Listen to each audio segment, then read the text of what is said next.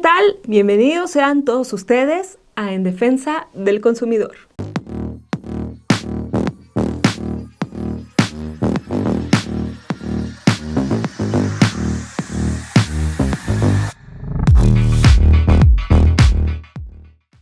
Existen sólidas evidencias de que el consumo de alcohol incrementa la probabilidad de ejercer o recibir distintos tipos de violencia.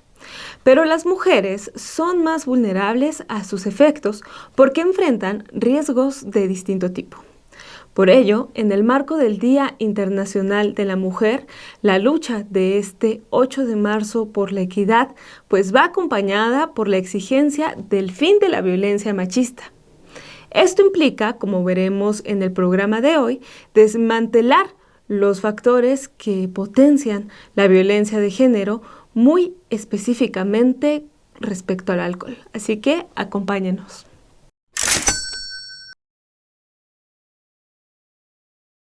La reciente contingencia ambiental en la Ciudad de México muestra la mala calidad del aire que se ha convertido pues ya en un problema estructural y normalizado.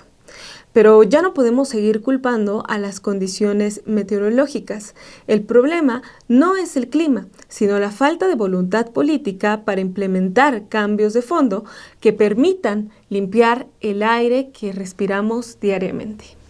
Cambios como los que se propone en la siguiente nota, que es titulada "Urgen a impulsar el aire limpio", publicado por el periódico Excelsior, y que en resumen señala que promover la electromovilidad y realizar una transición tecnológica para reemplazar instalaciones de gas por sistemas eléctricos, evitando así las fugas que generan precursores de ozono. Son algunas de las 2 medidas urgentes que debe de aplicar el gobierno capitalino para mejorar la calidad del aire. Así lo señaló en entrevista con Excelsior Stefan Brodziak, quien es coordinador de la campaña de calidad del aire de El Poder del Consumidor, luego de que este medio dio a conocer que de los 49 días transcurridos del año, solo en 3 se ha registrado buena calidad del aire, según datos de la Secretaría del Medio Ambiente. Stefan expuso que otras medidas fundamentales incluyen promover el teletrabajo para reducir los traslados diarios, así como expandir y modernizar el metro, el metrobús y el tren suburbano. El Observatorio Ciudadano de Calidad del Aire advirtió que el ozono está asociado con el incremento de hospitalizaciones respiratorias, así como también el agravamiento del asma y la enfermedad pulmonar obstructiva crónica, que disminuye la función pulmonar e incrementa el riesgo cardiovascular en poblaciones vulnerables, específicamente en las niñas, los niños, mujeres embarazadas y adultos mayores.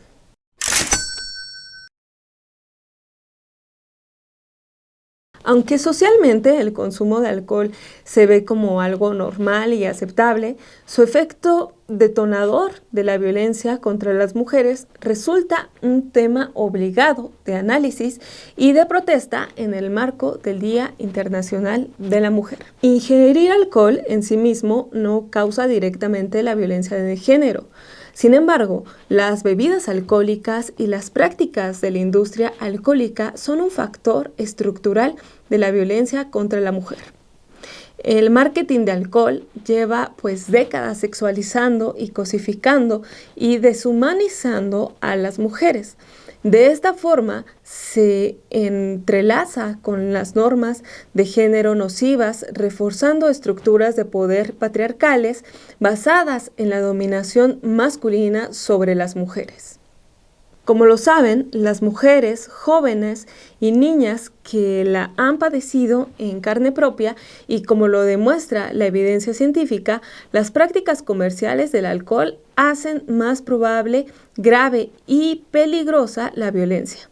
Al final, el consumo actúa como un detonante que incrementa la frecuencia y la severidad de la violencia de todo tipo. En particular, aumenta significativamente el riesgo de ser víctima de violencia familiar y de pareja cuando el hombre consume el alcohol, como se ha documentado. Sin embargo, a pesar de todo ello, el alcohol sigue subestimándose como un importante factor de la violencia de género.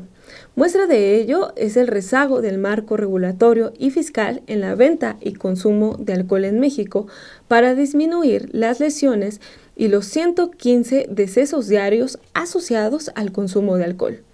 Las movilizaciones para conmemorar el Día Internacional de la Mujer ya no solo demandan equidad. En las marchas del 8M de 2025 se exigió también la protección ante la violencia machista que deja nuevamente muertes de mujeres al día en México. Y eso implica desmantelar también los factores que potencian la violencia de género, destacadamente el alcohol y las normas de género patriarcales. A lo largo de este programa analizaremos diversos ángulos de este tema junto con el invitado del día de hoy. Pero antes, ¿qué opinan allá afuera?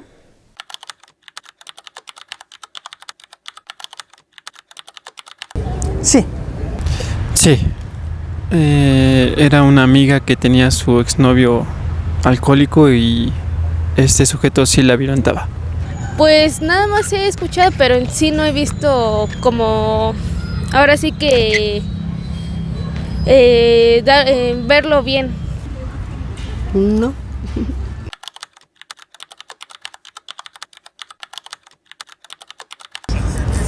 Porque hay mucha represión, estamos reprimidos los hombres, las mujeres, y el alcohol detona se inhibe. Entonces, el abuso de la toma del alcohol desinhibe a la gente y también unos tienen diferentes actitudes, ¿no? Pero una de ellas es la violencia. ¿Y con quién ejerce la violencia? Pues con la mujer, ¿no? Supongo por los efectos del mismo, pero siempre he dicho que si no lo controlas no lo consumes, ¿no? Siempre y cuando no afectes a alguien más. Pues la verdad sí, porque el alcohol lo que hace es como que te altera o ahora sí que como que te provoca como si te hiciera enojar o cosas así. Pues porque yo digo que sí, porque cuando la gente bebe, pues pues pierde la conciencia.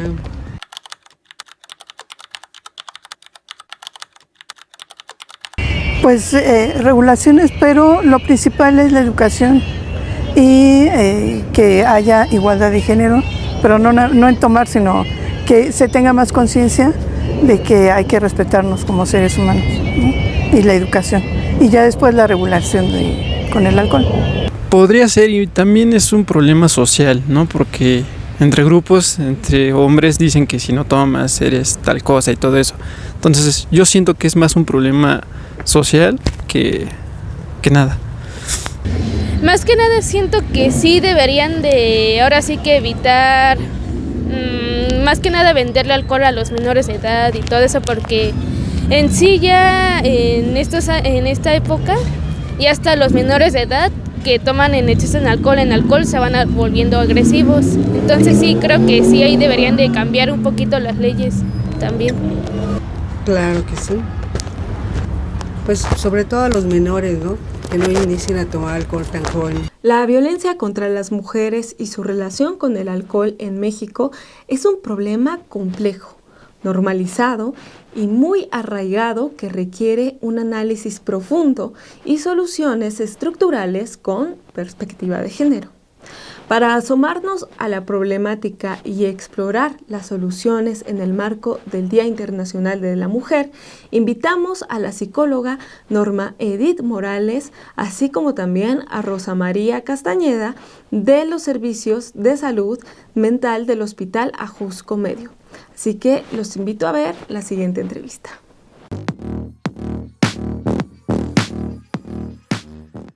Y para hablar sobre este importantísimo tema en el marco del Día de la Mujer, nos acompañan dos psicólogas, Norma Edith Morales y Rosa María Castañeda, para hablar sobre ello. Y pues, ¿cómo están? Bienvenidas. Muy bien, gracias por la invitación. De verdad, siempre es un gusto hablar de estos temas que creo que merecen más espacios como este. Sí, igual muy agradecida por la invitación y creo que podemos aportar mucho para este día tan importante de la mujer. Bueno, ya démosle paso de una vez a las preguntas y por favor platícanme, pues, ¿cómo es que el alcohol ingresa en el sistema nervioso y cómo desata, pues, la violencia en nuestro cuerpo? Ok, bueno, pues el alcohol es una droga, hay que decirlo con todas las letras porque a veces decimos alcohol y otras drogas, ¿no? El alcohol es una droga. Como una droga cambia la manera en que funciona el sistema nervioso al deprimirlo. Principalmente en una zona del cerebro que se llama corteza prefrontal, que es lo más que tenemos más adelante, justo atrás de la frente. Si esta es nuestra cabecita, sería lo de hasta acá, ¿no? Y pues afecta disminuyendo la toma de decisiones, el juicio y también la percepción de riesgo, ¿no? Que son cosas importantes a la hora de generar violencia. Ok, y pues quisiera saber también qué tipos de violencia pueden sufrir las mujeres aparte de la física. Pues bueno, hay una diversidad de este tipo de violencia hacia la mujer. Tenemos la física, como bien lo dices, pero también está la sexual, está la psicológica o emocional, la patrimonial, la económica, la digital y la simbólica. Bueno, poniendo ejemplos de esto, pues la física tal cual es un daño a el cuerpo de la mujer, ¿no? Cual sea. E incluso a veces la física no solamente es que se dañe físicamente, sino la intención. Cuando hay una intención hacia dañar el físico de una mujer, ahí se puede conceptualizar como física. La sexual, pues bueno, como lo implica, es el abuso, la violación. Esto es importante considerar que independientemente de la relación con la mujer, a veces decimos, bueno, es mi pareja, ¿no? Entonces, si es mi pareja, tenemos actividad sexual y pues tendría que querer cuando yo quiero, pero la realidad es que incluso siendo parejas puede haber esta violencia sexual si no hay consentimiento de ello. Ajá. En la psicológica, pues va más enfocada como a minimizar a la mujer, desvalorizarla, como esta cuestión de insultarla, de denigrarla, de controlar, ¿no? Yo controlo tus dispositivos, yo controlo cómo te vistes, eso es como más en el área psicológica. En la patrimonial, a veces como el decir patrimonial siempre consideramos casa, ¿no? Pero la realidad es que va mucho más sencillo, ¿no? El que destruya tu celular, el que destruya tu ropa, el que destruya algún objeto que tú tienes, eso es tu patrimonio. Entonces, eso también es la violencia patrimonial. La económica va en el sentido de querer controlar el dinero, ya sea de dos formas, ¿no? La mujer trabaja, tiene su dinero y dame cuentas, cuánto ganas, en qué te gastas y toda esta cuestión, ¿no? Pero también en otro caso sucede que, bueno, por mutuo acuerdo, digamos, la mujer se queda en la casa y el hombre trabaja, es como esta parte de te doy tanto para tales gastos y es controlarle también la cuestión económica, ¿no? Y bueno, te decía la digital es como esta cuestión que se da más en redes sociales, ¿no? Por esta parte de, a veces sucede, ¿no? Que entre pareja, pues tienen contenido íntimo y entonces el difundir ese contenido sin consentimiento también es un tipo de violencia. O incluso de manera digital, igual, como te decía anteriormente, la psicológica, pero a través de lo digital, ¿no? Denigrar, sobajar a través de los medios digitales.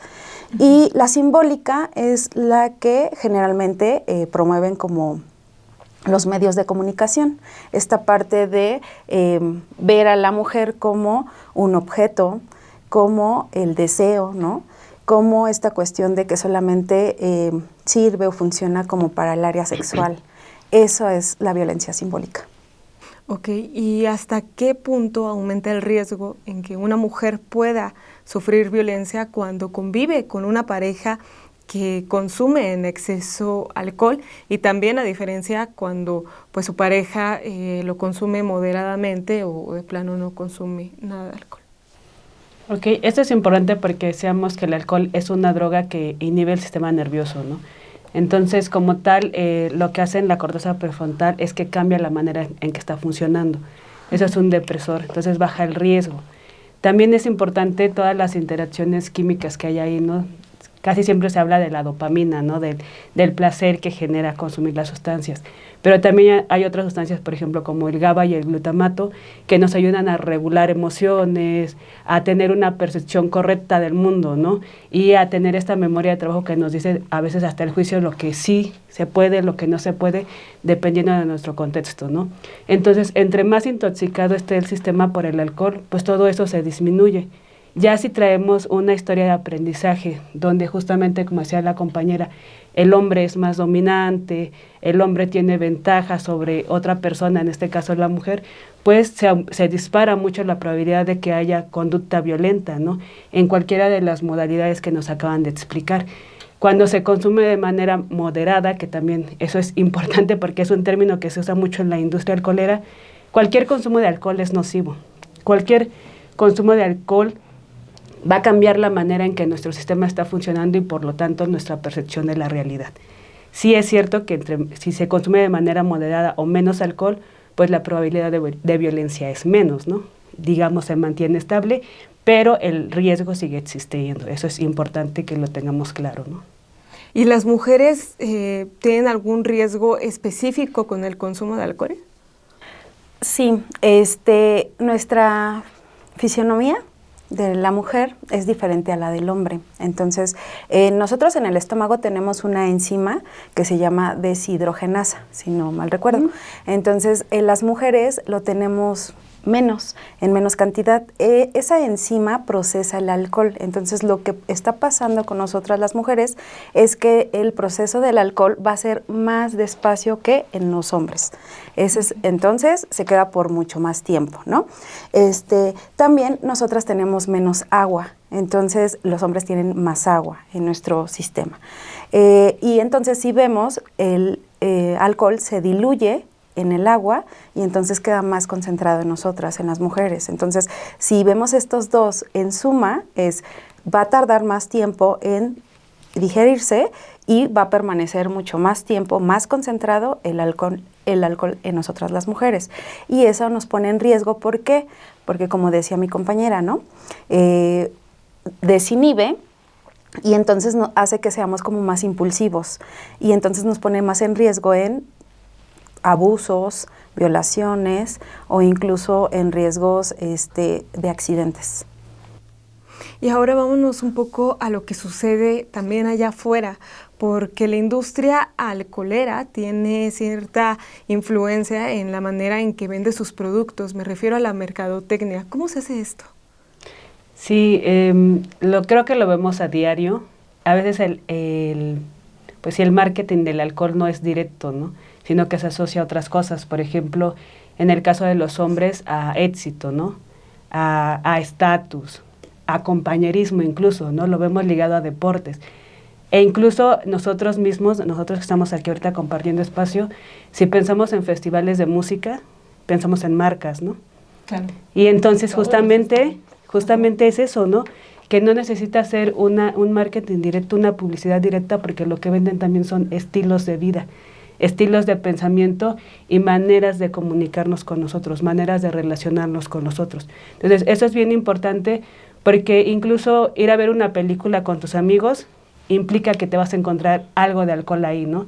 Ya sea en el mismo contenido de la película, en los anuncios, en lo que vas caminando, en lo que vas escuchando, y es muy importante, sobre todo ahorita en los jóvenes, con el acceso a redes sociales, que por más que se diga que están controladas y que los menores de edad no deben acceder y etcétera, la realidad es otra, ¿no? La realidad es que sabemos que niños desde, lamentablemente la niñez, 1 o 3 años, ya tienen ese acceso al contenido, ¿no? Entonces no está regulado y hay mucha marca detrás, ¿no? O sea, no necesitas hablar de alcohol explícitamente para que el alcohol esté en el medio. Está en los fondos, está en la manera en que hablamos, incluso está en los dichos, ¿no? En los dichos populares, así, a ver, el que aguante más es más hombre, ¿no?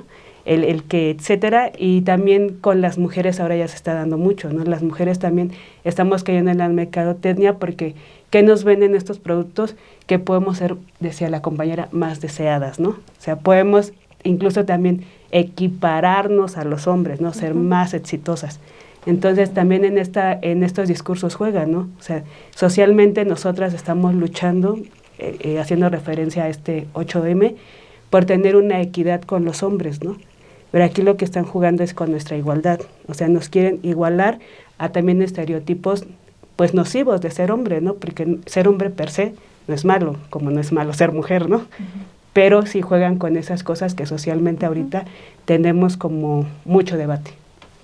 Y ahora que lo tocas, este tema, Norma, respecto al consumo de alcohol en jóvenes, mi siguiente pregunta va si está relacionado el alcohol también respecto a la relación de noviazgos que existe entre adolescentes. Sí. ¿Existe una causa, una consecuencia? ¿Cómo es? Bueno, desde que nacemos, el cerebro se va desarrollando y va generando conexiones, ¿no? A lo largo de los años. Hay como 2 niveles en donde se puede decir que hay poda neuronal. ¿A qué nos referimos? Que es donde el cerebro desecha lo que no le sirve y entonces concreta lo que ha aprendido. Una es a los 7 años y la otra es en la adolescencia.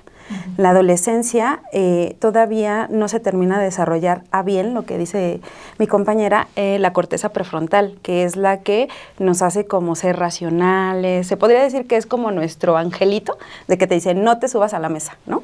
Esta corteza en la adolescencia todavía no se termina de desarrollar, y entonces el sistema límbico, que podríamos considerarlo como el diablito, que te dice, haz esto, haz lo otro, está a todo lo que da en la adolescencia. Entonces, si tú consideras como esta parte de que el sistema límbico está a todo lo que da y la corteza todavía no se desarrolla, pues en la adolescencia, cuando consumes alcohol, pues todavía aumenta mucho más la posibilidad de ser impulsivos.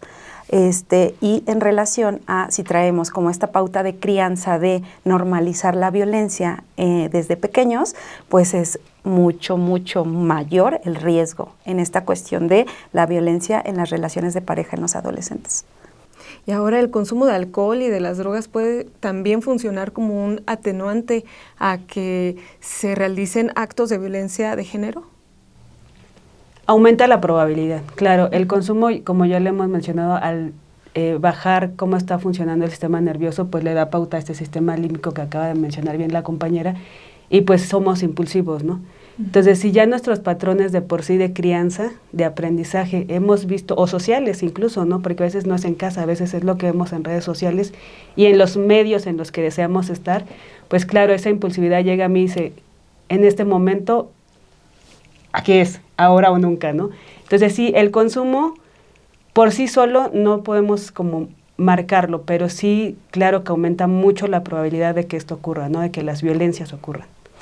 Y bueno, lo que comentas en relación a ser un atenuante o no, pues mira, en todos los profesionales hay profesionales éticos y profesionales no éticos. Si tú le preguntaras a un abogado, ¿es un atenuante? Pues te diría que sí, muy probablemente.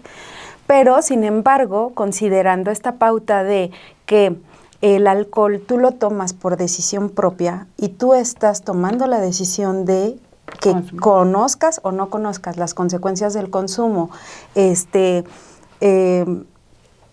tú decides hacer uso de ello y posterior sucede una cuestión de feminicidio, violencia, lo que sea, el justificar como un atenuante el que tenía el consumo de alcohol no sería válido.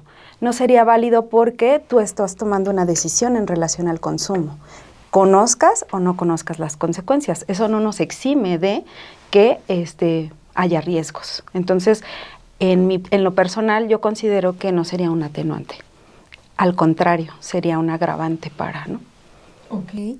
Y ahora que estamos hablando de todo este tema, ¿consideran que es un buen momento para implementar políticas, leyes en este país que tengan perspectiva de género respecto al consumo de alcohol y esta relación que tiene con la violencia, sobre todo de género, violencia contra las mujeres? Sí, o sea, es muy importante todas esas políticas ya con perspectiva de género. De hecho, la Organización Mundial de la Salud lo hace como observancia en general a partir, si no mal recuerdo, del 2002 es cuando se confirma como esta cuestión de que todas las políticas ya sean con perspectiva de género, precisamente por este punto de la equidad que comentaba entre hombres y mujeres, porque no es lo mismo que igualdad, ¿no? Sí. Entonces, y esta cuestión de las políticas en general en todas las áreas, como para esta reestructuración que tiene la sociedad,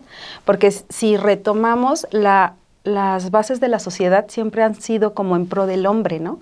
Siempre es todas las cosas van alrededor del hombre, ¿no?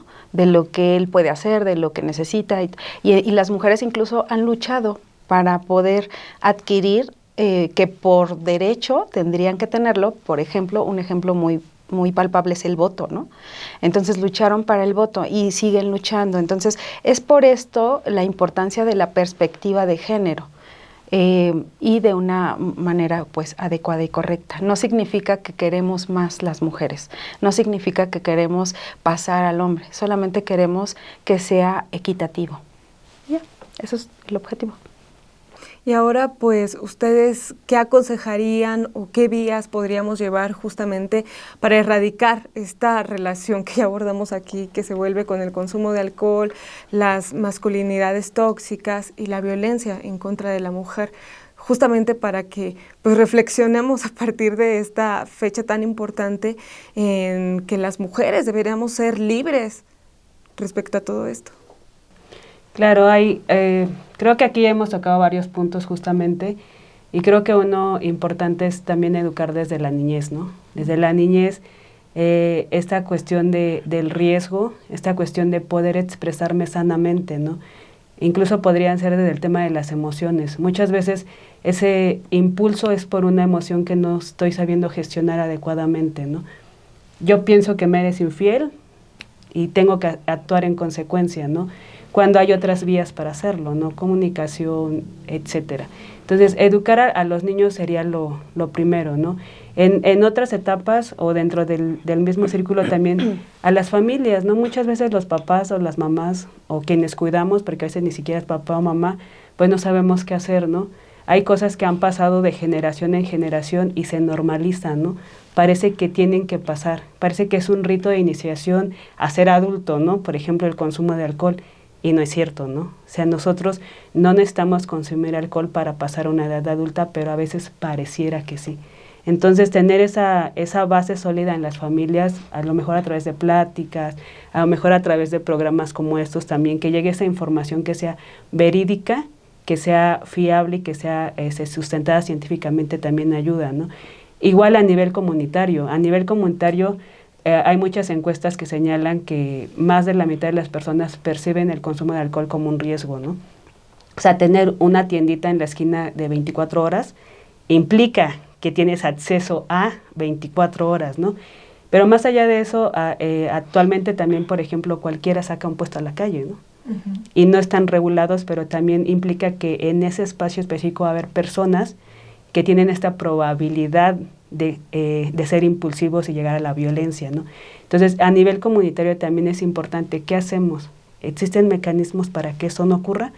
Pues seguramente, ¿no? Hay que conocerlos, hay que saber cómo llegar a ellos y cómo hacer evidente este problema, ¿no?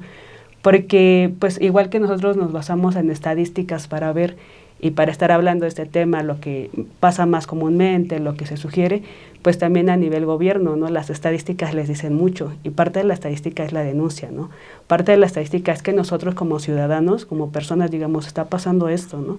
Y les llega a sus bases de datos y los saturemos y vean ahí que sí está pasando, ¿no? O sea, que no nada más es una realidad que de repente los profesionales nos inventamos, ¿no? Entonces, eso no ocurre, ¿no? Todo lo que hacemos es a través de datos. Y pues también pues habrá en otras etapas de la vida también que decir otro tipo de información, ¿no? Por ejemplo, en la secundaria, esto que mencionó la compañera, importantísimo, ¿no? es como nuestra segunda fase de aprendizaje importante, ¿no? Entonces ahí es donde nos tienen que decir, ¿no? ¿Qué está pasando en nuestro cerebro?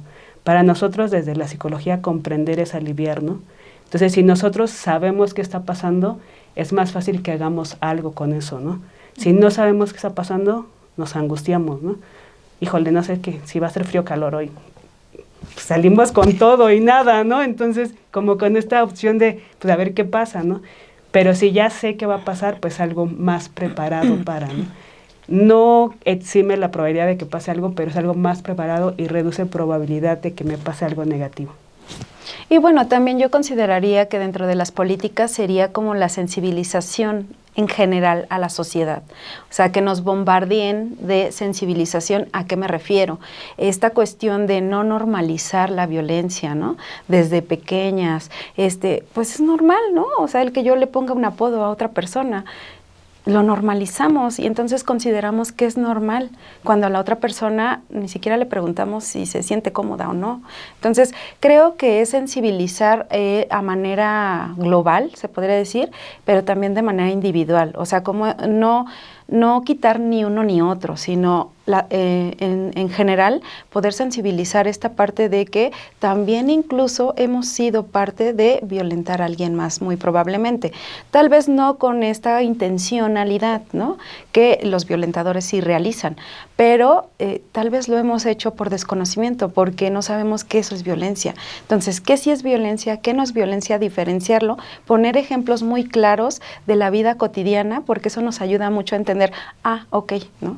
Ya reflexiono, lo entiendo y entonces modifico y ya poco a poco vamos avanzando como sociedad en este sentido de poder ir modificando. Es un cambio muy grande, la realidad, pero creo que vamos bien porque se han dado pautas para poder caminar hacia esa equidad.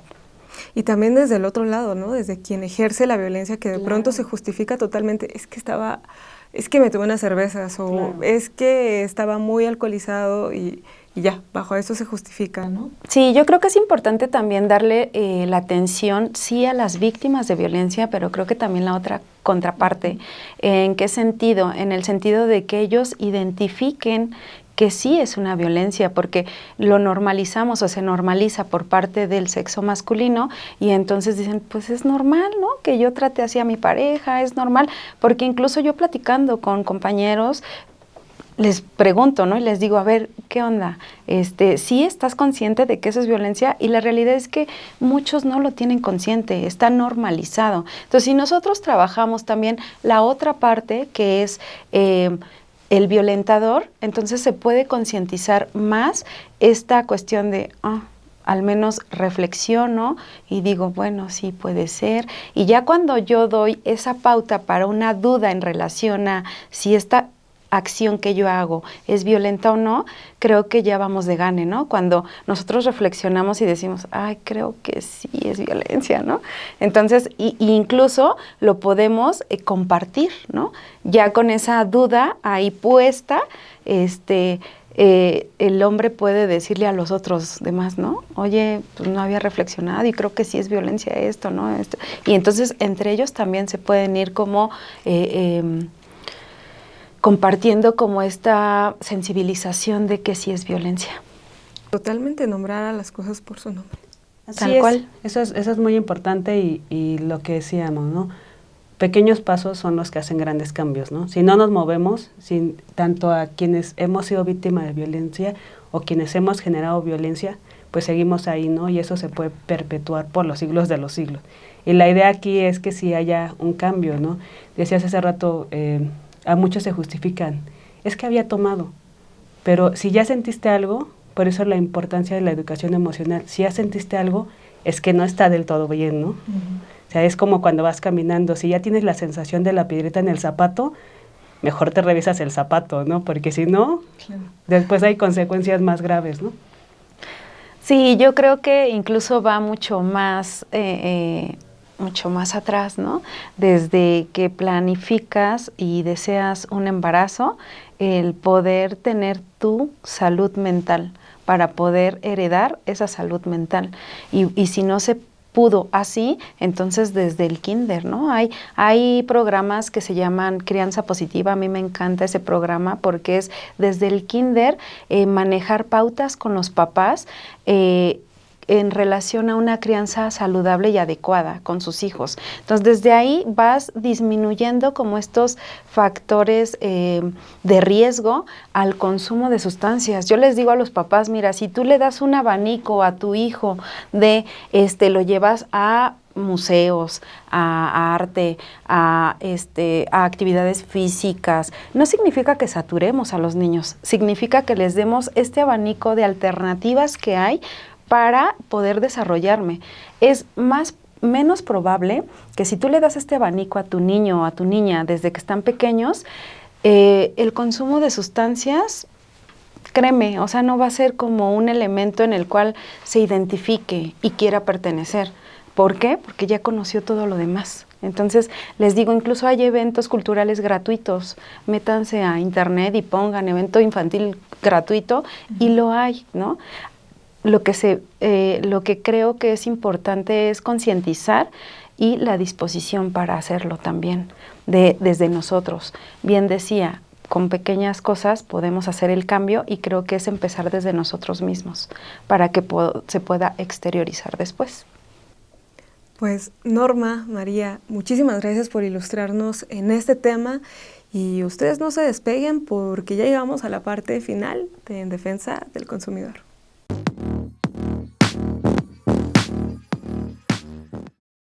Definitivamente, como lo acabamos de ver, este tema requiere de nuestra atención inmediata, de nuestra reflexión, de que nos tomemos un momento y lo analicemos muy a fondo y que también exijamos a nuestras autoridades leyes más estrictas con el consumo de alcohol, que evidentemente pues es un detonante de la violencia, pero por supuesto que también de la violencia de género, y qué mejor que exigir todo ello en este marco por el Día Internacional de la Mujer.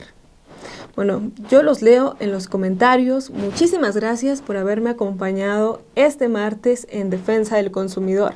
Mi nombre es Bianca Estrada y no me queda más que desearles un gran día, una gran noche si es que nos están viendo por la tarde, por la noche, y por supuesto los invito a quedarse un poquito más porque nuestra compañera Paulina Soto nos trae una súper recomendación en estas radiografías que ya saben que promueven unos superalimentos, y en esta ocasión nos va a hablar sobre el poder saludable del pollo con mole. ¿Qué les parece? Así que los dejo con ello. Nos vemos hasta la próxima. Es un símbolo de fiesta, de cultura y el favorito de muchos. ¿Pero sabías que el pollo con mole es también súper nutritivo? El secreto está en sus ingredientes. Los chiles secos aportan vitamina A y C, además de capsaicina, que tiene propiedades antioxidantes y anticancerígenas. Las semillas y frutos secos como el ajonjolí, la pepita, el cacahuate nos dan minerales como hierro, magnesio y zinc, esenciales para un corazón sano y huesos fuertes. Y no olvidemos la proteína. El pollo es una carne magra que nos aporta vitamina B6 para que nuestro sistema nervioso funcione al 100. Aunque es un platillo completo y lleno de energía, el truco está en la moderación y sobre todo en elegir moles artesanales o hechos en casa para evitar el exceso de azúcares y grasas de los productos ultraprocesados. O sea, tampoco es comer por comer, hay que saberlo. Puedes disfrutarlo en una comida familiar o preparar unas ricas enmoladas con queso panela y lechuga fresca. Descubre más sobre este tesoro gastronómico en la página del Poder del Consumidor y no te pierdas en Defensa del Consumidor en Sin embargo al aire y también en Estudio B. Dale like.